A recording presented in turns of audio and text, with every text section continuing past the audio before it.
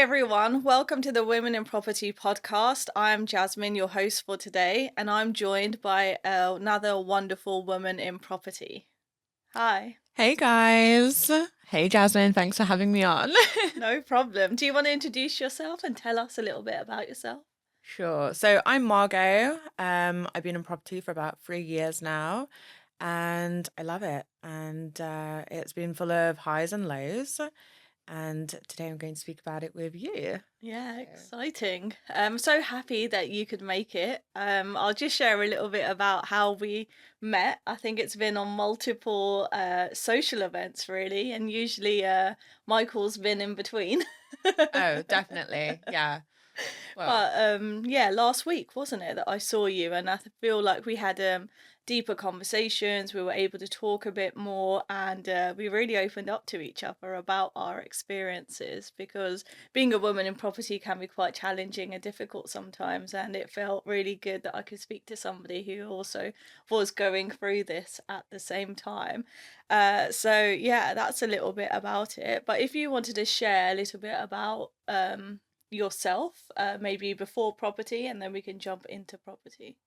yeah. So before property, I was working in the city before I decided to go full time in property, but there's a whole story behind kind of my journey and how I got to where I am now. Mm. So kind of I've always been an entrepreneur. It's been quite a long journey. Do you know that saying where you kind of try different things out before you find what you're good at? Yeah. That was very much the epitome of me growing up and kind of deciding what I wanted to do. So it all started when I was in school, where I decided to start a little lip gloss business. Oh I was wow. like trying to mix all the colors up and make it really nice. And I sold it for £2 each in school. And I remember making my first £20. I was very, very happy with myself. Went home. Yeah. I was like, Mom, Dad, I made £20. They're like, ah, amazing. And then after that, I kind of rolled into this whole journey of wanting to kind of make money, be successful. So as I got older and I was finishing my studies, I kind of got into stuff like eBay, Mm. Amazon FBA, Oh wow. trading. So it was a complete journey full of trial and error Yeah. until ultimately I stumbled across property, which is where I am now, and I'm not planning to leave anytime soon. Wow. Okay. Okay. So it is quite varied. So it started at a young age. You probably had that entrepreneurial spirit. Did that come from parents, or do you think that was just innate within you and your personality? Yeah, so my dad is a very hard worker. Well, he was, Mm. he's retired now. And I grew up seeing my dad just at work. That Yes. that was it. I would not see my dad sometimes for a couple of days because by the time I would come home from school, he was still at work. I would go to bed. He's obviously just finishing work. I'd wake up, he's already gone for work. Wow. And it was it was weird for me because I was like, where is my dad? Mm. Mum's like, oh, he's working. He was also running his own business at the time. And mum obviously was staying at home. So kind of work ethic, seeing it grow up, I really understood that that's where my life is heading. Yeah. And I never really saw it as an option not to have a good work ethic or build something eventually. Mm. So Yeah. Yeah. definitely. Yeah, okay. So you kind of knew that you wanted to be an entrepreneur, but you said you had a corporate job. So how do you feel like you kind of juggled the two? Was it difficult, or did you already know your goal and your plan and you just worked at work, shut it off, and then worked on your business? Yeah. So first and foremost, at university, I was trading. So I Okay. learned myself Forex trading Wow. across 3 years at university. And I just did that because I was a broke uni student and I saw a couple YouTube ads and I refused to pay for one of those courses, which everyone said was a scam. So I got my notepad out and lots of hours on YouTube and I learned how to do that. So initially, I had quite a lot of time on my hands. I was able to kind of balance that. Yep. And then after university, I jumped into a manager's role Okay. where I was managing a whole region of stores. Wow. So from then on, I kind of diverted into jobs which would teach me skills needed to be an entrepreneur because I knew that I was never going to stay working for somebody else for the rest of my life. Yep. So I was only picking jobs where I thought, okay, is this going to teach me something aside from obviously the salary and surviving? What am I going to learn from this? And then ultimately jumped into an account manager role working in the Wow. city skyscrapers, where obviously I dealt with kind of a lot of entrepreneurs on a daily basis, traders, people in property even, which I was Mm. selling business solutions to. And just Mm. speaking to these people and just building a rapport, I was like, wow, I want to be you one day. And so obviously I learned my final skills that I needed to from that job, went to explore what was on the market, found property, and yeah, that's how it all started. Three Yeah. years later, guys, 3 years later. Wow, wow. This just sounds epic. I think, like how people say, you have to be in the rooms to know what's available. So you were talking to the business people, you were talking to the traders, you were talking to the property entrepreneurs, and you were like, I want that life. Like, if they can do it and they're coming to me for help, I can probably do it in my own way. Because did you see many women in that role? In what role? In like when you were the account manager, when you were seeing the business entrepreneurs, you were seeing the property entrepreneurs, did you see a lot of women come in, or was it mostly men? So most of my clients were men. Yeah. It's really interesting. I try not to speak too much about the company, but Yeah. our CEO had a kind of motto to primarily hire women account managers. I see. Okay. Yeah. So it was very much kind of, a two-sided Mm, coin thing. But it was majority men. yeah. I was speaking to men on a daily basis, and Yeah. obviously the CEO knew that primarily our clients were men, so they would hire women because Yeah. apparently women sell better to men. Okay. So they say. Yeah, yeah. So maybe we are in the right kind of industry, really, isn't it? Because we know that property is male dominated. Women are coming through the ranks. But like you said, if we are trying to sell to men, we are the perfect gender for this. And we should keep railroading and breaking barriers and seeing what we can do. Absolutely, absolutely. It's time women step up, I think.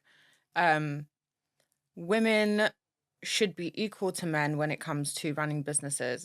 It would have been nice to see a more diverse clientele when I was working in the city because I feel like I would have had a little bit more to talk about with a woman that was in a position where I was aiming to be. Yep. And men are still inspiring. Inspiring. I have nothing against men, and they're great.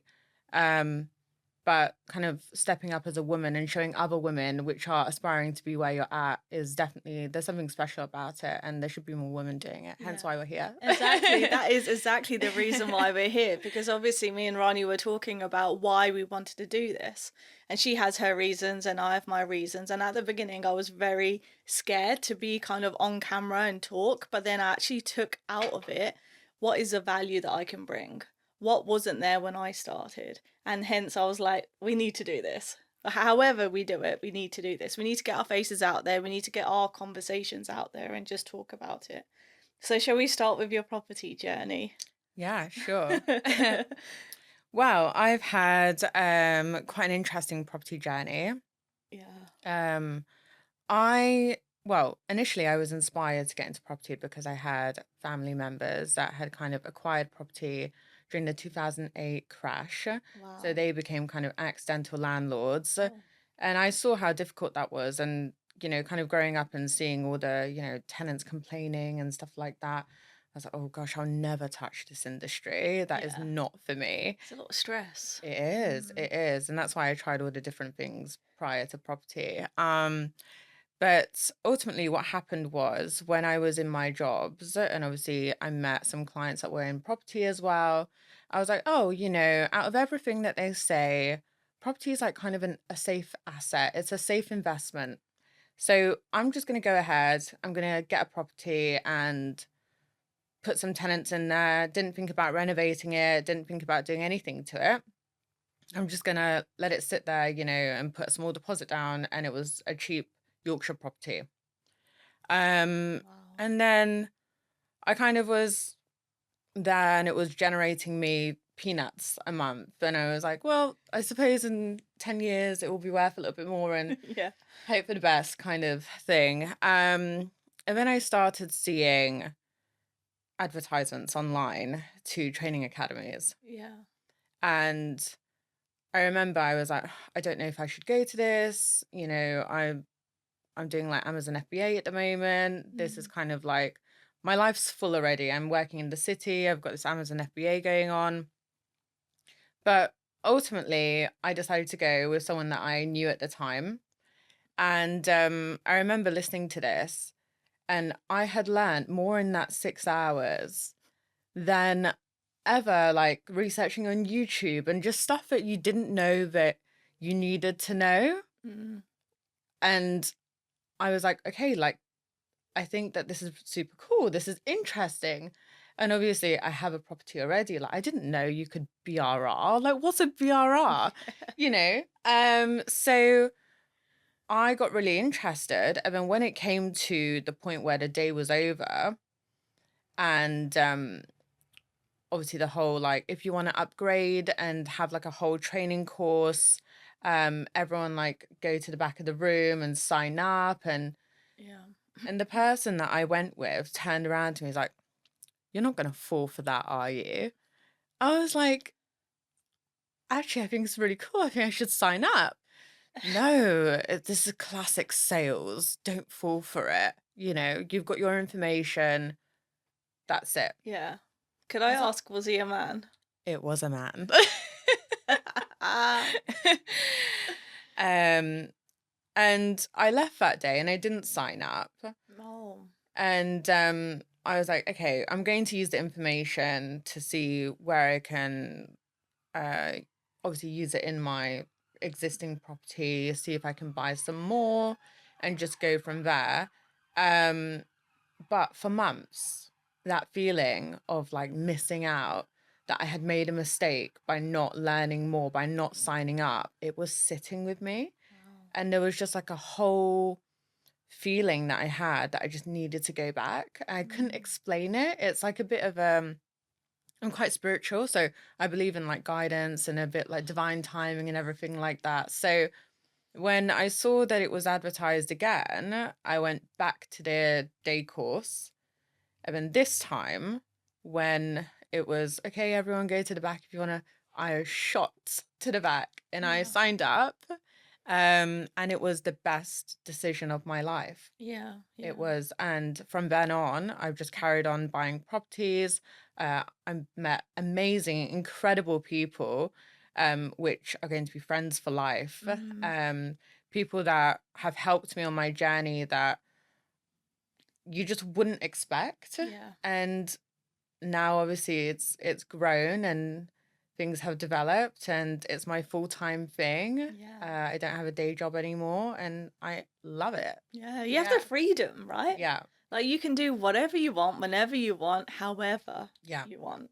Because that's the thing that I feel sometimes, when you're in a day job and you're working and you have to ask for annual leave to do anything property related or whatever, you have to ask for annual leave to go on holiday. You have to do all of these things. But having your own business, it's a lot of hard work, don't get me wrong, but it's so worth it for the freedom that you get. What Absolutely. what do you think is the biggest, like, what, let's go with challenge first. So what do you think was the biggest challenge for you running a property business, or maybe the most challenging project? Well, I think the biggest challenge as a woman in property is being underestimated. Wow. I think that I think a lot of people will argue that maybe the space is quite equal now, Mm. and maybe that doesn't happen as much anymore. But I see it day in, day out, and it Yes. happens. And maybe people don't realize, but people do underestimate. When I start negotiations and I'm going back and forth, and maybe I look like a bit of a crazy woman, it's a bit like I think I'm having a tougher time than if it was with a man. And even with renovations, when I'm getting quotes from builders, I'm almost getting gaslit Yeah. to think that, oh no, this is how we're going to do it. And I'm like, well, actually, why don't we do it this way? And they're looking at me with like one eyebrow up, because how do you know you can even do it that way? Yeah. Because I know what I'm talking about. Yeah. Um, and obviously, with me being quite young as well, I feel like there's an added layer on top of being a woman and being a young woman. There was actually a time where I was in the middle of a project. It was my last project. And I got into a little bit of an argument with the next door neighbor, because obviously there was like noise and Mm. everything that was going on. I was trying to diffuse it. And he obviously got quite fired up, and he turned around to me, "You're just a silly young woman. Mm. You don't know what you're doing." Wow. And that was like the defining moment of me, where I was like, wow, okay, so this is That's when you have how to take a deep people breath. view me. Yeah, I took a deep breath. I walked away, kept my cool, tried not to look like a crazy angry woman out on the on the road. Um, and I just kind of processed that, and I was like, this is part of what I'm doing. This is part of why I want to talk to other women, and why it's so beautiful when I'm going to networking events and speaking to other women which are incredibly successful in the space, or even just starting out, Mm. because the first part of it is confidence. Exactly. Oh, confidence is a thing. I feel like I spent such a long time thinking confidence was the input, but it's actually the output. You have to take action first. Yeah. What has your kind of timeline been with confidence? How did you increase your confidence? Well, I think imposter syndrome is a very real thing, and it can destroy your confidence quite a lot. You always think that you're underqualified. I've I've definitely felt that way. I still feel that way sometimes. And confidence has been associated with me actually having conversations and sitting in networking events or educational lectures and saying, actually, I know half of this already. I know most of this already. And then I kind of have that conversation with myself where I'm like, okay, you're not new to this anymore. Mm, You're 3 years in. You know a lot. You've obviously done all the hard work. You've taught yourself, and you've paid for courses and stuff like that. So my confidence has gone up as I've almost proven myself wrong yeah. about myself. So now definitely I still have a little bit of imposter syndrome, and my confidence is like majority like stable, but sometimes it dips when I Mm, walk into a room and I'm like, oh, I think everyone here is like got 15 years in property, and I'm yeah. here with like 3 years experience. And but apart from that, yeah, Yeah. things are good now. Yeah. Sorry, what was the other question that we missed out earlier? Your challenging project, was it that Oh, one? yeah. So my worst project was my first one. Okay. So when I discovered that BRR was a thing, I went and I tried to renovate my first house that I had already. Now, the house was pretty worn down. I never bought any new builds or any houses that were done up. It needed work. Obviously, it Yeah. was livable. Mm, And the tenants had moved out. And I was like, right, I'm gonna refurbish this place, yeah. like the Insta pictures, like Pinterest, Google Images. I'm gonna like get up some pictures, and this is how it's gonna look. So obviously I kind of started dabbling in this before I went on the like full course Okay. of learning everything. So I'd started this when I had just been on the 1 day crash course. So I knew nothing Mm, practically, but I was like, yeah. I know enough. I can start this. I just get some builder in or whatever. Anyways, I found a builder off, and guys, don't ever do this, Facebook Marketplace. Don't ever trust anyone from Facebook Marketplace. There's no reviews, and it Okay. was just a handyman, I think, that had done like a couple odd jobs for me. I'm like, hi, can you renovate my whole house? He's like, yeah, that's cool. I'm like, okay. And then I just stood there with him. I'm like, where do I start? You tell me. Wow. And it I found out he was like totally inexperienced, like a Yeah. handyman over someone that's a builder. I didn't really Mm. know. I just thought that they know how to do everything. And in that, I was obviously inexperienced. I got banned, so I got scammed out of quite a lot of money. Mm. Um, the work was never delivered. There was stuff that was, we was getting like mold come through. The kitchen was dodgy. Yeah. Tiles are all in bad shape, and it cost me a lot of money to kind of rectify that, Mm. and also learn that you should never trust anyone off Facebook Marketplace, Yeah. and check their reviews, and do your due diligence. I did actually end up going to court and getting my money back, Oh, but congratulations. thank you. But the process was just so painful. And I remember sitting in McDonald's after um, learning that I thought in that moment I wasn't going to get my money back, and I was left Mm. with a house that was not rentable at the Oh time. no. So you're losing out on rental as well, and it Yeah. probably took a long time to get your money back, to pay a new builder and everything like that as well. Yeah, it was definitely a rocky ride, and I was sitting in McDonald's in the middle of it, and I just shut down. That's how I typically deal with things. I don't like get upset. I just like kind of shut down. And I was there with my mom, and she was like, Mm. you can just sell it. And she's like, you can just sell it. Just put it on the market, get an estate agent, and just sell it.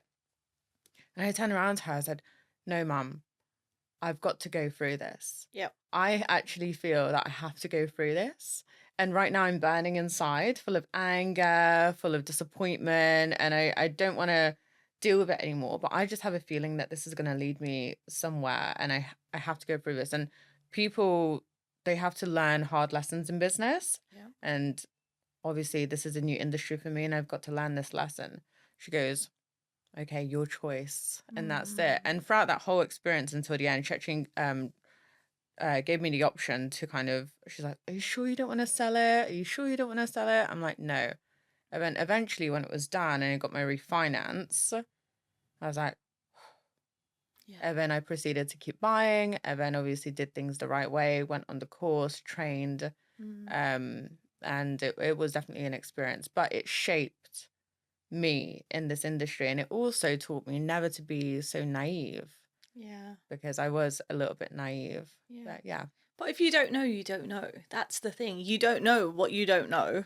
Like, why is Facebook Marketplace a wrong place to look for a builder if you don't know? Yeah. You don't know that the scams are out there and the people are out there. If you don't know that a handyman can't do the same job as a builder, you're not a builder. You've probably never done a renovation before. Is this the one that was also in Yorkshire? Yes. So you're far away and you don't actually know what they're doing on a daily basis. So Yeah. obviously there were lots of learnings in that. But I think, like you said, it was the most challenging. It was the first, and it was the one that shaped you, because giving up and selling would have been the easy way out. Yeah, it would have been. And I knew that. And you could have been still stuck in corporate right now. Yeah. I I don't know. I honestly say to everyone that the whole start of my journey in property was guided by a gut feeling. Mm, And it's something that you just can't explain. yep. But It's just you, something inside you. even some of the people that I've met, um, how we met, it's, I can only believe that there was something else involved, because it's so bizarre. And those people have become such a big part of my life Mm, and of my journey. I'm just like, you were put here at the right time. If I would have signed up to the full course on the first time I went, I wouldn't have met the people that I yeah. did a couple months later, because they were on the course at the same time as me. Yeah.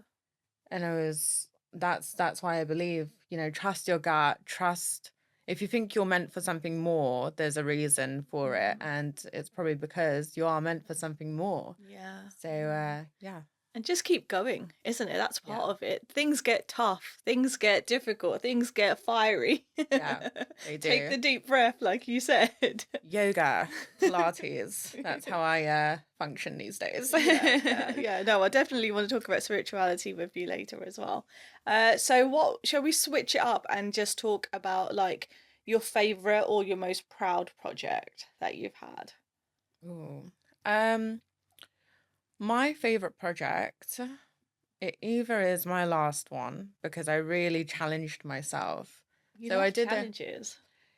Yeah, so it's interesting. I like to throw myself into the deep end, Love it. and I always give myself like a safe option, and then an option which I know I'm probably going to make tons of mistakes, but I'm going to come out after that project with so many new skills. And Yeah. I always pick the hard option. And then I'm like midway through a project, I'm like almost like pulling my hair out. Why did I pick this? And Yeah. when it gets to the end, I'm like, wow, I've learned so much. Mm. And if I wouldn't have done that, then I wouldn't have confidence to do this next one. And that's how it kind of goes on.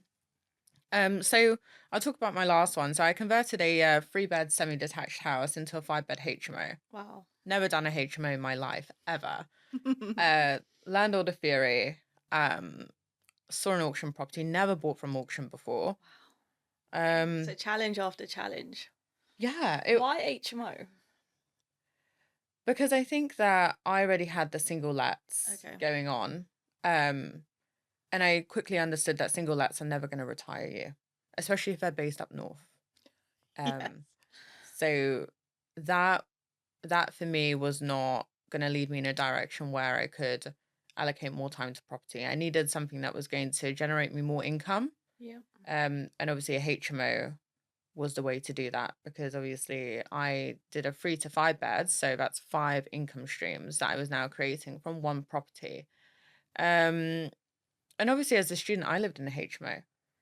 So I was like, yeah, this is cool. I could do a student HMO, I could do a professional, get creative with it, do it nicely, have 5 income streams. I'll figure this out. That's all I told myself.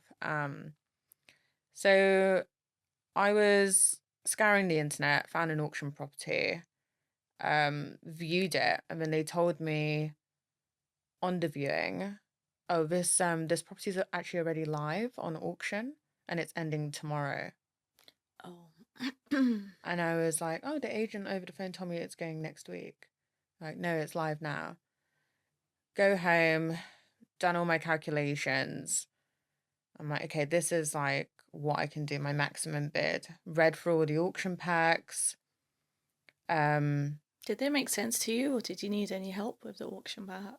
Yeah, I spent like 6 hours on the auction packs, rereading. I would have loved to get a like solicitor or lawyer involved just to check over things, but I didn't have time. So I just trusted myself. I was like, I don't know what this word means. I just translate it on Google. Oh, it means that, and then try to put it all together. And I was like, this looks okay. Yeah. I'll go for it. So I was bidding and got into a bidding war with somebody else, and it surpassed my maximum bid. And I think it had a couple of minutes left. And then I was like recalculating the numbers on the deal sheet. Wow. I was like, okay, I'm gonna do this, do that. I went 30,000 above what I wanted to pay.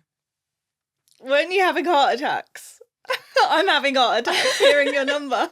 I was in the moment. I was like, enter. What, new bids? Yeah. It just kept going higher and higher. This person was like, I was like, no, I love this property. I see the vision and I need it. And before every bid, I wasn't like one of these people which was just recklessly bidding. Yeah. I was running the numbers. So I had my deal analyzer sheet open next to me, and I had the bidding tab open, and I was running my new bid for this deal analyzer before I was bidding. Yeah. And it worked.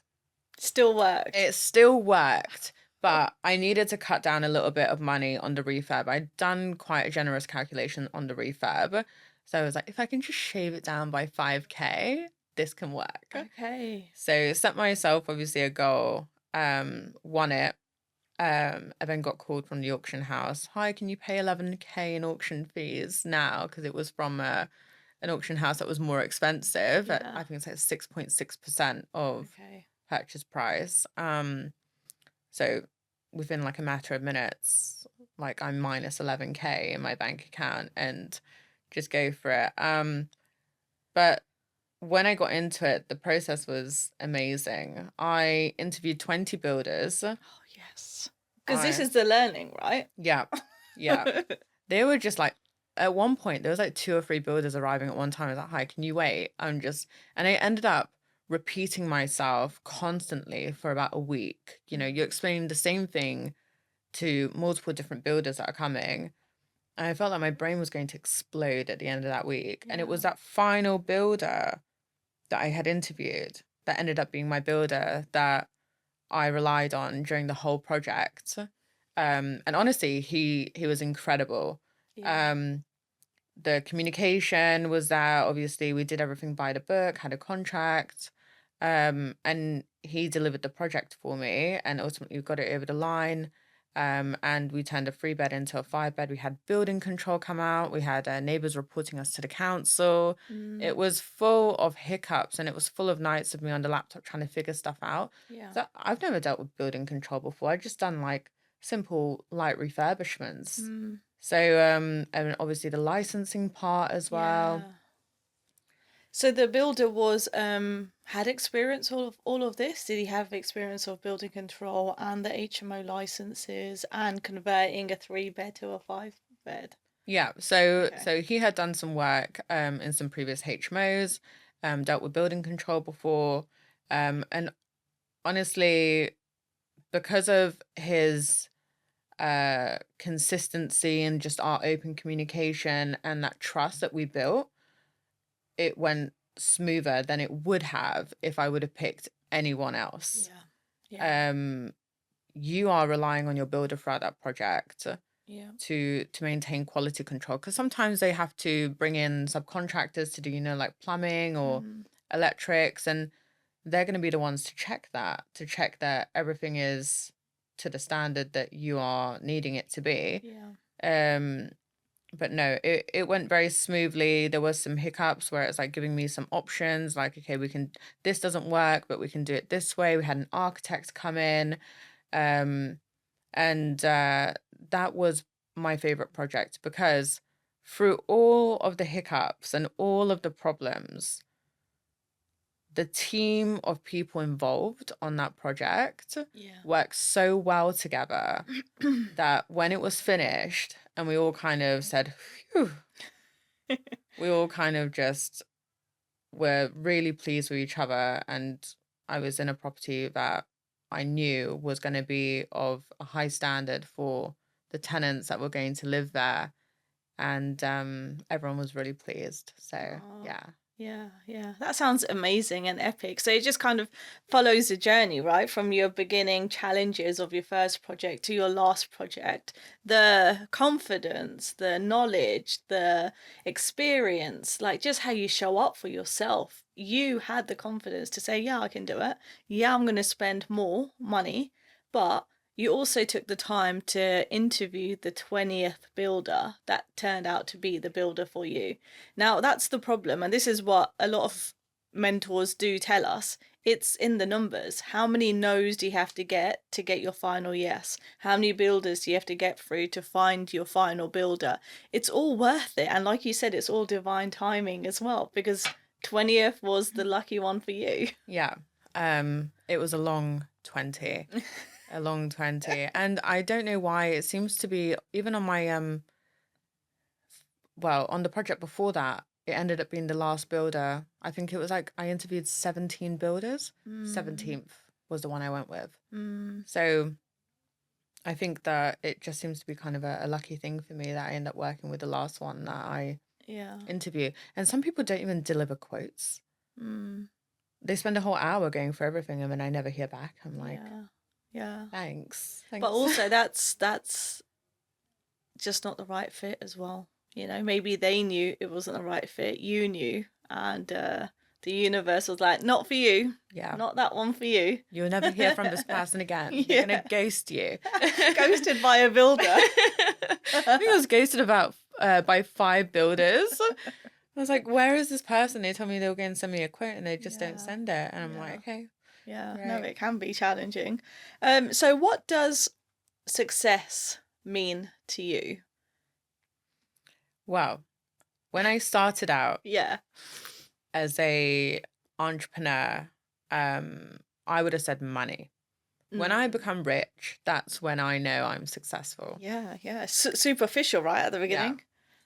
You ask me now, success is when I built something so strong that I can call my own, that I know I can pass down to my future generations, uh, and they can remember me as the person that did that. That to me is success. It's almost like leaving a legacy, putting Yeah. something on your name which is more special than just money.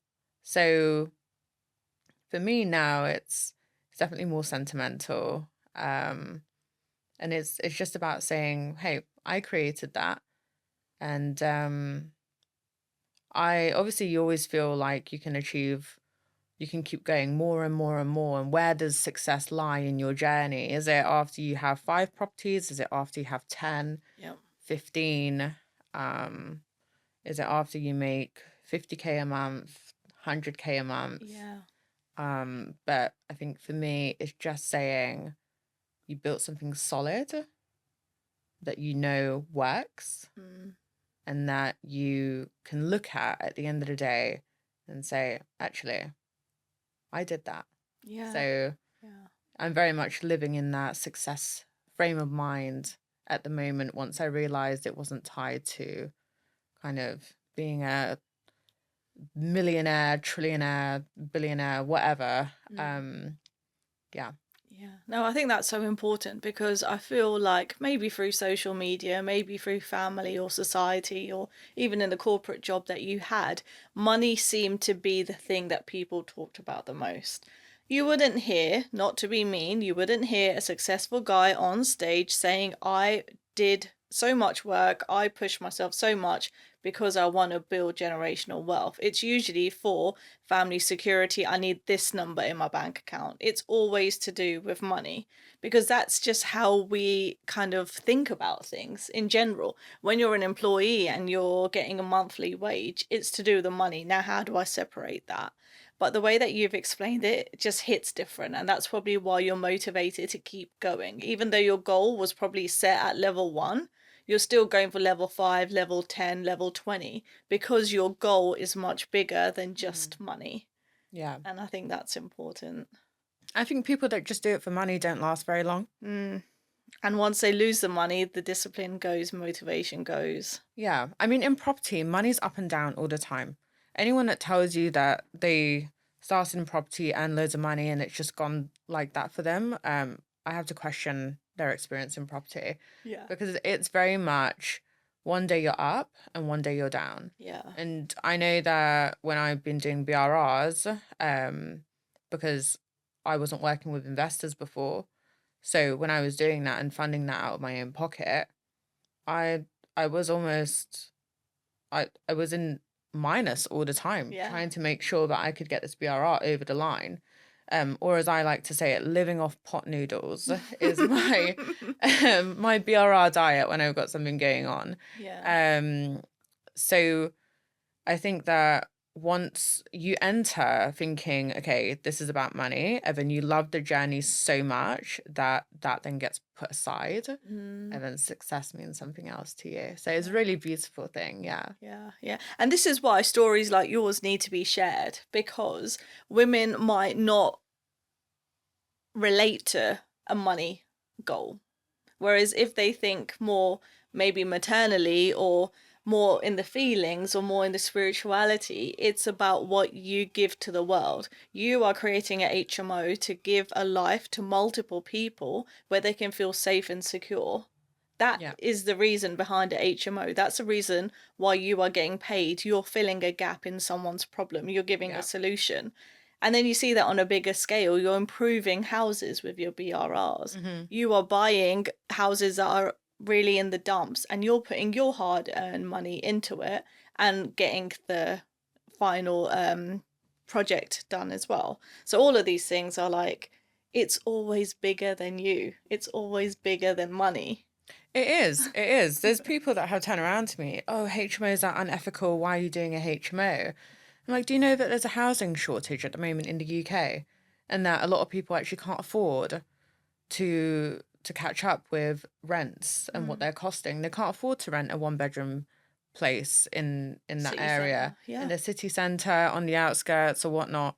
So they are relying on developers like myself to build HMOs and to obviously allow them to live somewhere that they don't have to pay extortionate amounts for. And obviously I you're agree. including, well, I include bills into my HMO, so I cover that side of things as well. So it's really an easy living experience for someone that is either just starting out or someone that just needs kind of a easy option or a cheaper option to be able to survive in this economy, because prices are going up Yeah. and not sure they're stopping anytime soon. No, exactly. So on that point, so what advice would you give to women who are starting up in property? Would you say stay away? um I would say yes to every woman wanting to get into property, but the key piece of advice I would give is don't let anyone make you feel like you don't belong here. Mm, I think everyone has kind of everyone that gets into property kind of goes for a phase where they learn all these strategies and they're deciding what to do. And before you hear something and you feel too intimidated, just stick around, talk to a lot of people, and then decide what you want to do yeah. and focus on one thing. And don't ever feel that as a woman, you can't be hard on negotiations. You can't, because most of the time, if you're doing like a BRR, you're coming head to head with like building teams of men. You may feel like intimidated. Yeah. I know I did. Yeah. Just stand on your ground, and even if you don't have confidence inside, try to put on a mask and look like you Yeah. have confidence, Yeah. because it's like a fake it till you make it type of thing. Yeah. And find something that you like, get good at it, and just fake it until you make it, until Yeah. you get to a position where that confidence is real. Yeah. And keep calm and carry on. Yeah. It will be okay. Even if there's stuff going wrong, you will get to the finish line, and it's not going to be rough forever if Yeah. you're kind of in the middle of some turbulence. Everyone goes through turbulence in Of property. course. But life would be so boring without it. Like, you don't want to live a life of regrets. Yeah. That's the biggest thing. You know, you have to think about your why. Why do you not like your corporate job? Why do you want to build something? Why do you want the freedom? What are you doing with money in the bank? What are we waiting for? Yeah. It's definitely down to confidence, but it's also down to lack of resources, because women don't see women on stages. And that's something else I wanted to bring up with you, is that there is an award ceremony coming up. And I've been on some WhatsApp groups where people have said the closing date for women in property is coming up at the end of April.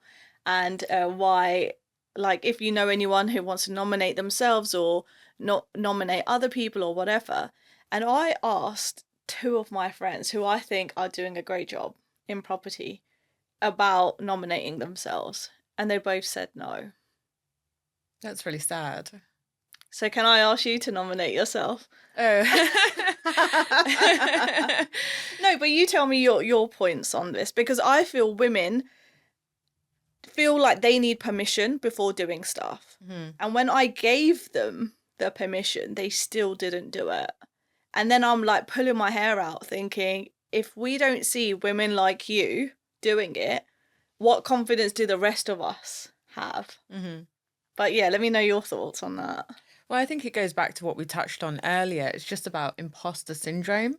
It's about thinking that you're just not there yet.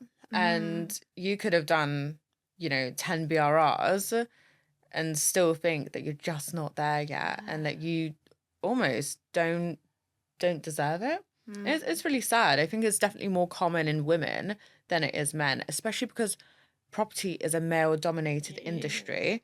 And the thought of actually going up there where that majority of other people up there could have like 10, 15 years experience, you do feel nervous about it, and you do feel, oh, just to avoid all of that I'll anxiety, I'll just not nominate yeah, myself. I'll I'll hide. just bury my head in the sand. But I do think that women should nominate themselves. I do think that well, I think that there are some key individuals in the property world which are women that have been kind of the baseline of others which are entering the industry, where it's like, actually, she's done it, I can do it. Yeah. And there needs to be more women like that. And nominating yourself for awards maybe isn't just about you. Maybe it's about showing other women that, hey, I think I'm good enough. Why are you not good enough? Exactly. Yeah. Exactly. No, I totally get that. I feel it's also like a mindset, isn't it? It's all related to mindset. You don't think you're good enough, but when will you be good enough? When will you say, Yeah. actually, I've done really well? When will you look in the rear view mirror and say, look at what I've achieved? If you start thinking like that and live in gratitude, that's when you will think you are enough and people need to know who you are. Yeah, yeah, So nominate absolutely. yourself. Am I coaching you up a bit here or not really? Yeah, I'm feeling the confidence rise. Yeah, I mean, the first time you do anything, you're going to feel nervous, Yeah. especially if you've never done it before. Like, this is my first podcast. I felt nervous. Yeah. I It was is like, nerve-wracking. it is, yeah. Like, I have tons I can speak about in a networking event. Like when we were at the other one the other week, I was like just babbling on to you. It was Yeah. just like yapping. But when it comes to kind of having a little bit of attention on you, it's like, oh gosh, I don't know. I Yeah. don't know if I can do that. And again, it's down to the nominations. You don't want that attention on you. Yeah. You don't want your face plastered on all these awards. And then, God forbid, you don't win the award. Oh my God. The shame. Like, people don't want to go through that, do they? Yeah, people are scared. People are scared of embarrassment. They have imposter syndrome. They, Make excuses in their head. yeah, yeah. I feel like there should be, yeah, I mean, any women listening to this, nominate yourself. No matter what stage you're at, just nominate yourself. Just prove to yourself that you have the confidence Yeah. to say, hey, like, I'm good enough. What I've done is great. And I feel like I'm worthy of this. Yes. Like some good affirmations, you Yes. know? Yeah. Yeah. No, I totally get that. So you talked about role models and mentors. Are there anything that, like, pieces of advice that sticks in your head that you think about on like maybe a daily or monthly basis? Wow. Actually, a piece of advice that I received before I actually took off in property was by someone that had tons of experience, and they were one of the mentors actually. It was a quite brutal piece of advice because I was like, yeah, this is my plan. I'm gonna buy like 50 houses and I'm gonna rent them out on single lets. They just turn around to me, you're never gonna be a millionaire on single lets. We're Oh, doing all these terrace houses. You're just never gonna be a millionaire doing that. They just looked at me dead in the face. I was like, okay, so what do you suggest I do? And then it opened the door to like SA, HMO, stuff like that. So that was probably it was said a little bit more abruptly than yeah. what I'm explaining now, where I was a bit like, I don't know if there's like some underlying like tone in this. And also another piece of advice that I received is everyone has their own time. Yes. Do not look at somebody else and say, why am I not where you're at? Because, well, I believe in God. I live by the saying where God will never deliver your post to somebody else's house. What's meant for you has your name on it, and it's going to come to your house At the right time. At the right time, exactly. So don't look at somebody else's journey and say, oh, why am I not there? This person's been in property a year or 2 years, and I've been in property for like 3 years now. Everyone has their own journey. Everyone has their time. People are very quick to come up and come down in property. And, you know, while you're having journey of success or a period of success in property, somebody else may be having like a bad time in property. Mm, And then vice versa, it may change, So your journey is meant for you, and where you're meant to be, you will be there. yeah. And trust the process, because like I said, it will never, what's meant for you will never go to somebody else. Mm, And you kind of just have to believe that, even if you yeah. don't see it in the moment. Yeah, Yeah. exactly. Because I think that just gives you like an overall arching way to live, Yeah. isn't it? So if the ups and downs happen on a daily basis, you still are confident in your own belief, your strengths, and your confidence. Things are going to happen the way that they're going to happen. And as they say, comparison is the thief of joy. Now, which one It do you is. want? Do you want the depression and comparison? Do you want the joy and the gratitude? I know which one I would pick. Yeah. And that's what we just need to focus on, because we're not sitting here saying property is easy. It's a challenge daily, hourly, Yeah, it is. weekly. So stressful. So stressful.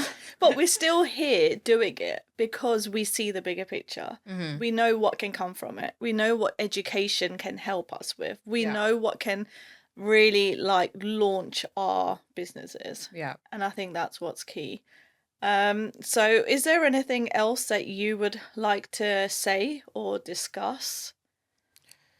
Um, I think just what I would like to say is, don't ever let your doubt determine your future. Yes. Uh, don't let it control you. Emotional control in this industry is the foundation of being able to stick it out and ultimately go ahead and make something out of yourself in Mm, property. Um, there's going to be a lot of ups and downs, and anyone that tells you that their that their journey has been smooth sailing is quite brutally, I think, lying. yeah. People want to talk about their success. Let's talk about where it went wrong. That's what I want to know. I want to know where it went wrong for you, and I want to learn how to avoid that. There Mm, should be more transparency, and yes. ask those difficult questions. People walk into a networking event and they're like, tell me about your success, or tell me about how you achieve this, how you achieve that. Walk up to someone which has been in the industry for a while or been successful and say, what were your biggest challenges? What were the lessons that you learned Mm, from those challenges? Tell me a time where you thought you were going to fail. How did you get out of that? mm, Those are the questions you want to ask. yeah. And those answers are what you're going to rely on when you're in that situation, because everyone has that point Oh where they're like, I gosh, think yeah. I'm going to give up, or I don't know what to do. But if you actually normalize this like point in time in property where things don't go as planned, then you're going to feel more relaxed Yeah. when you're in that situation. But yeah, keep going. Keep Keep going. going. Yeah, yeah. Because you are this is what success looks like to me. You know, you're still fairly young, 3 years in, you're growing your business. If you want to talk about numbers, you can. If you feel comfortable not to, you don't have to. But there is so much that you should be proud of. Hmm. Are you also running the other businesses as well, or is it just full on property and that's where you're happy? No, I put 100% into property. I Love quit it. everything else. Yeah, Yeah, yeah.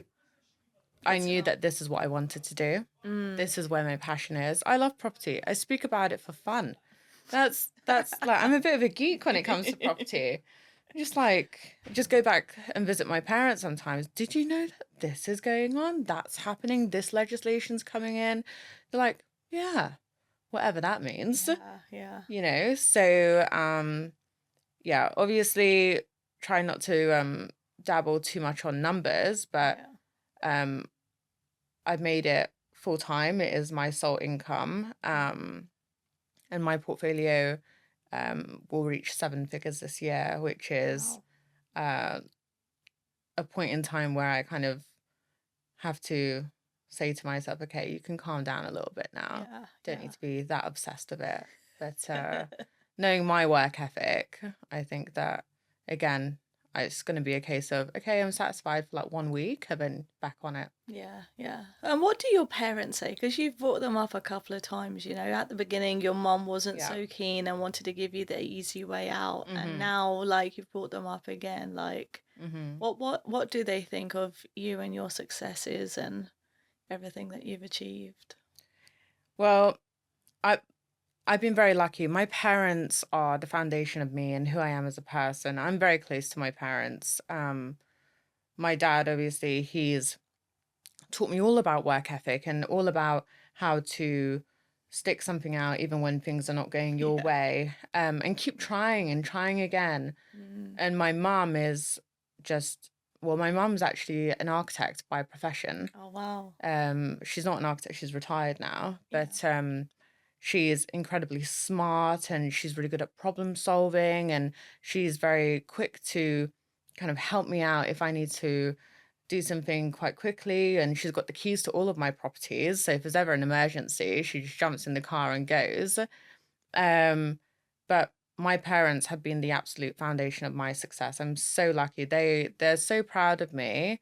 Um, but I'm at the stage now where I want to give my thanks to them Yes. and kind of treat them for all the sacrifices and all the times that they've had my back, because they've been my emotional support system when things haven't been going my way. Yeah, I've yeah. just cried to my mum and she's there like for hours just trying to calm me down. I'm like, oh, I'm done. I Yeah. can't do this anymore. Yeah. It's okay, take a breather, and I don't think you can ever repay uh people that have had such an impact on your success. Yeah. Yeah. Yeah. Oh, thank you. I feel like that's really ended the podcast on a really sweet, grateful note.